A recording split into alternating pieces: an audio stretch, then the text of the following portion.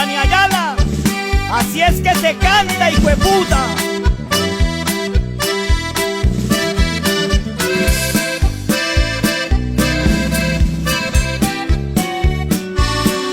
Ella fue una aventura, tan solo un pasatiempo. Con arrepentimiento sincero, hoy vengo a pedirte perdón.